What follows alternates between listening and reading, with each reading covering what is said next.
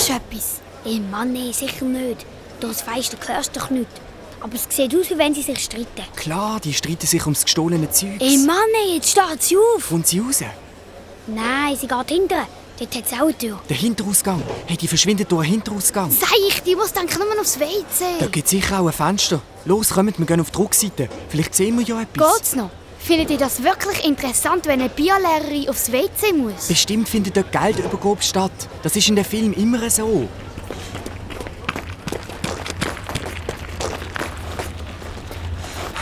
Okay, wer schaut rein? Ich. Es fehlt ja gerade noch, dass ihr in die Damentoilette reingafft. Du magst ja gar nicht dort tun. Das ist doch viel zu hoch oben für dich. Komm, wir nehmen die Tonne dort hinein. Aber leisli.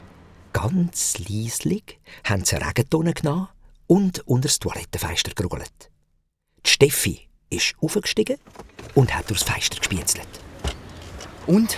Was macht sie? Was ist los? Sag schon. Ihr werdet es nicht glauben, aber sie strahlt sich. Oh Mann, wie spannend. Frauen strahlen sich doch immer, wenn sie aufs WC müssen. Woher weißt du das? Und übrigens, sie strahlt sich die eigenen Haare. Heisst das, sie hat die Perücke abgezogen? Genau. Und sie hat sie in den Mistkübel gestopft. Hast du noch etwas vom Geld gesehen? Nein, ich bin ja schon froh, dass ich überhaupt etwas gesehen habe bei dieser Übung. So schnell wie sie können, sind sie wieder zu ihrem Ausgangsposten zurückgerannt. Mann, jetzt sind sie weg. Der Kalle hat die Verfolgung sofort wieder aufgenommen und die anderen sind ihm hintendrein. Kreuz und quer sind sie durchs ganze Quartier gesammelt. Der Friedhelm hat geschnauft wie eine Dampflocke und das Gefühl bekommen, dass er langsam, aber sicher so dünn würde wie ein Radiesli, wenn die Jagd noch lang weitergeht. Steffi hat auch langsam die Nase voll gehabt.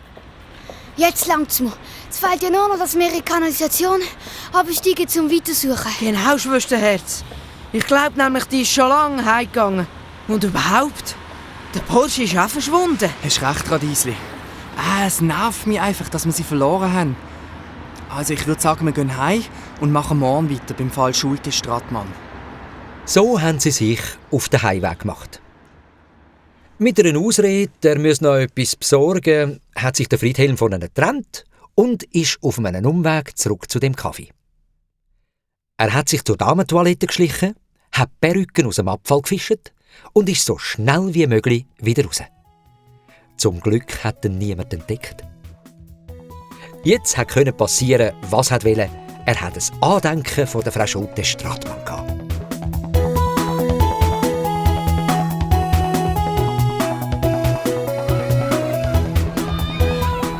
Am nächsten Morgen auf dem Pausenplatz ist es schon wieder losgegangen.